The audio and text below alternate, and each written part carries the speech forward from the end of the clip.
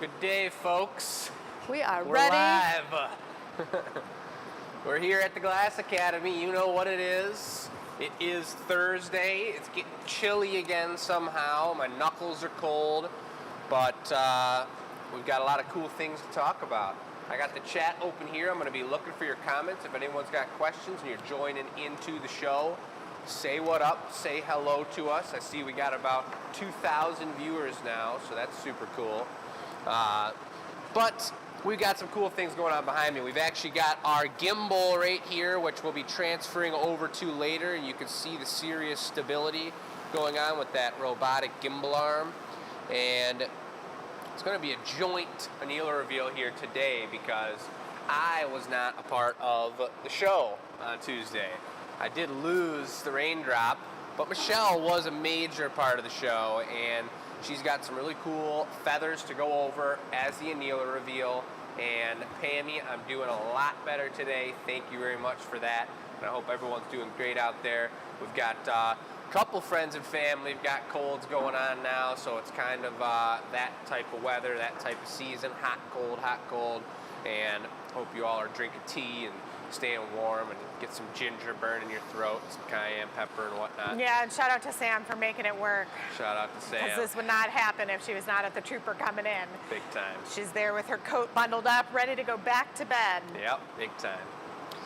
But I was going to say, speaking of ginger and cayenne, I went to the Westbourne the other day and I bought this like $10.99 cayenne pepper, ginger, and lemon juice like special drink.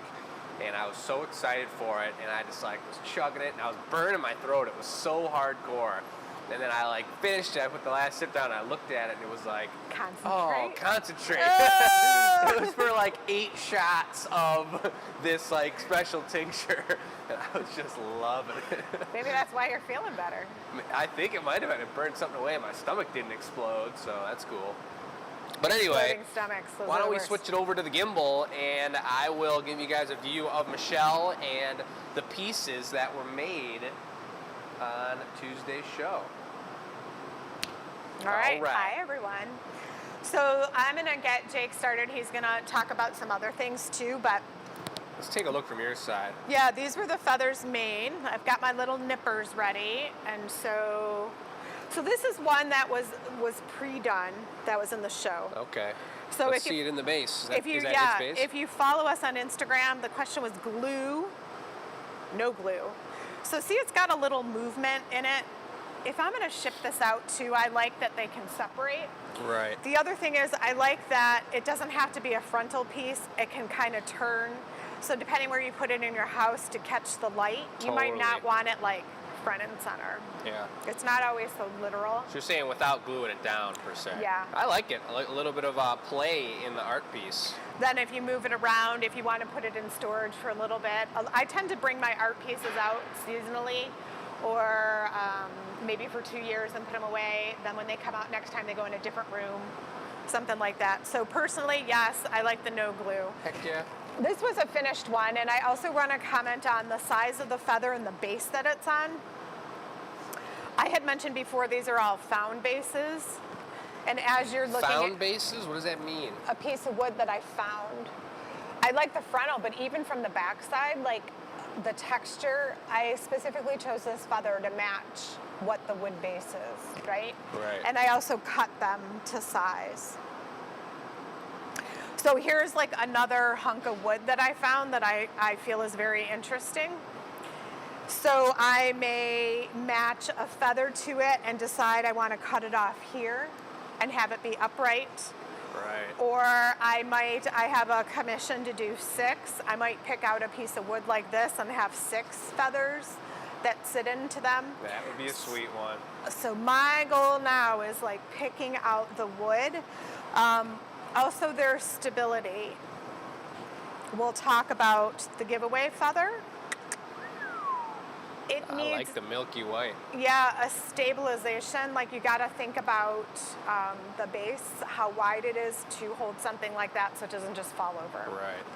So here's a few things that I'm going to note about the feathers. Beginning feather.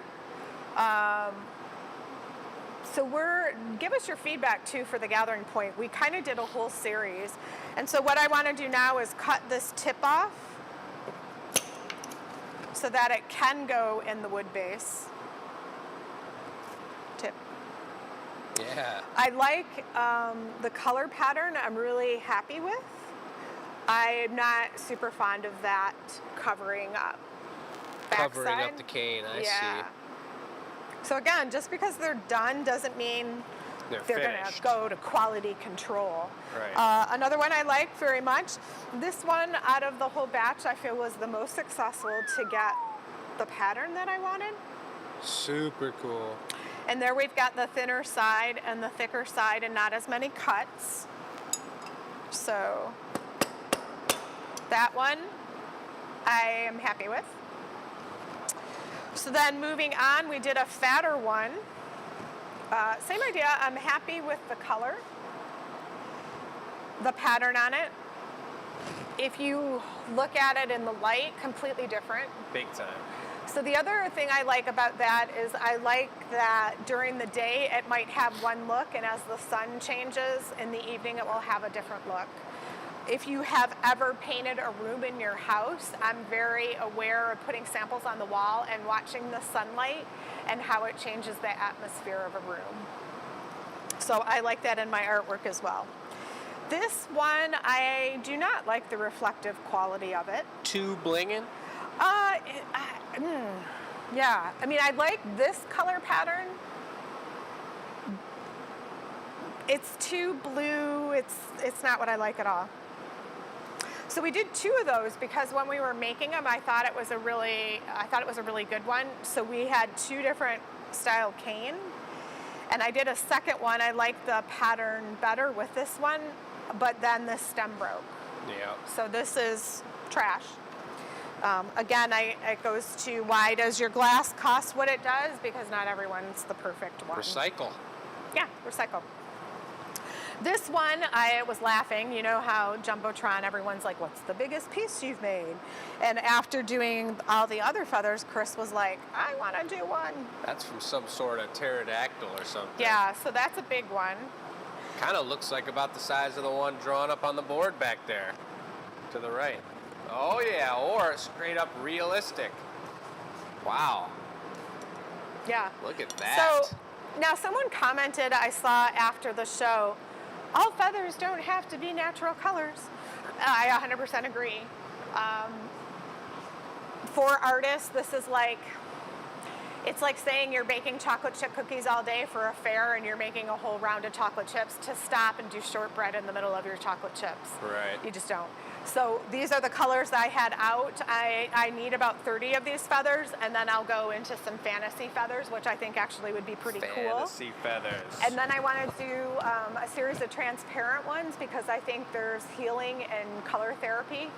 So green or red. Green is your heart chakra. Sure. So those are things I want to play with. And then this was the last one, the giveaway. I will mention that the cuts, once it's pulled and stretched out, the cuts change. And so that is something to consider as well. Right. Maybe the cuts don't happen until after the final pullout. Right. Because it kind of makes these interesting gaps. And I'm actually make going that to snip, or maybe not if you're not snipping that one. Will was asking if you could see those pliers. He's calling them pliers. We call them the nippers, so I'll take a good look at them. They are similar to tile nippers if you're a tile maker. These Yeah. are mine from college, made in Japan. They have big gouges in them. Super cool. We have 3 other styles, and then we have a nipping machine, which is actually what I'm going to do for this one because there's not a lot to play with to go into the wood, so I'm going to use that. So I also want to say hi to Luann, and we got Mitchell in the house saying what up, and of course Heidi's watching on YouTube. Love Nice. watching you working through the process of making these and dialing them in and seeing It what is you like. a process. Heck All yeah. right, so on that note, I'm going to hand it off to you, and it's all you. Sweet. Well, then I'm just going to kind of take you guys around briefly and show you a few other things. You got Michelle's beautiful feathers going on. That was the priority of the show last night. I'm going to bring you along to a couple of the things. We've got a new style of percola reed being designed right now. We got a couple old styles. which are beautiful in their own respect. And then we've got our new style. We're trying our best to keep our schedule straight, keep things fresh, so people can come back and add to their collection with new styles, new textures. So stay tuned for that. Over here, I wanted to show you all, which we've done before. We got a new order of color in. I put this order in a couple weeks ago. Had an issue with getting it in the mail, but we finally got it. And a few of our colors are running low, but not for long. This is where a major cost of glass blowing comes into play. And each one of these is about the size of one of our bins over here on the wall. So this one I can tell is the watermelon, one of our favorite colors to work with right there in that green. But we got a nice selection. And we also bought this time, we were all out of red bar color. So it's another form of working with color, but I wanted to make sure if a nice project came along or we wanted some bright pop and red color, we got some beautiful, nice selections of red to work with over here. So we got those guys, and we are doing pretty good. I'm gonna have Sam switch it back to the regular camera so I can close things up with you guys. I'll set the gimbal down right here, and we're back. So that was a brief little overview of what we got going on here. A lot to be organized, a lot to be thought out and put together, and I'm excited to finish up those reads today. We got a couple new teachers in the house, so we're going to be training this weekend.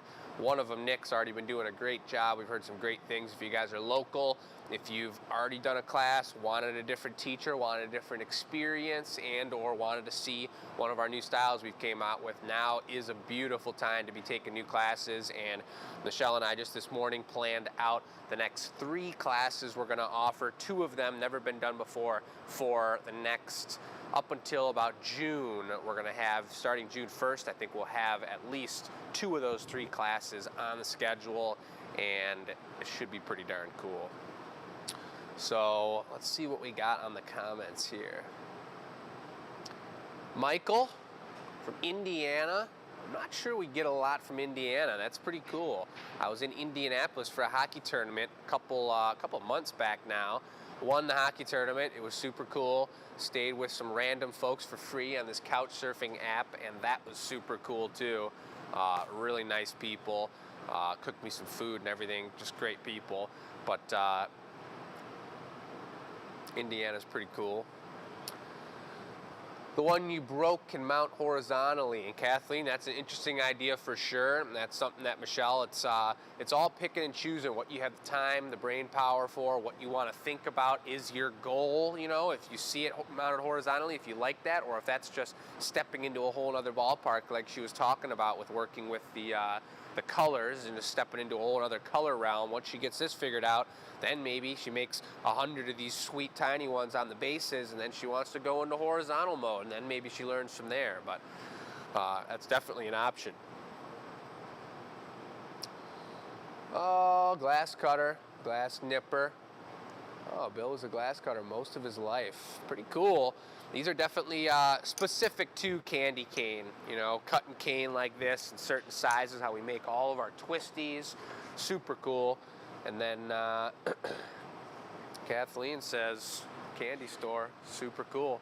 It pretty much is like a candy store. I love organizing this. It's super methodical for me to take these out. I've got an inventory list of all the amounts and how much we're using of each color, and to keep that up to date. And restocking is a really good time. It's super satisfying for me. But that's right, folks. Looking forward to Bill's piece on Tuesday. We're making a sweet dragon mug, and it's going to be a pretty darn good time. Hope everybody else is having a beautiful day out there. A huge thank you again to our YouTube subscribers. We got quite a few people now have signed up for our $4.99 a month Support the Glass Academy and what we do and what we stream and what we strive to do, which is make cool glass and have good energy and have a good time showing people what this is all about. So appreciate everybody supporting us and doing that.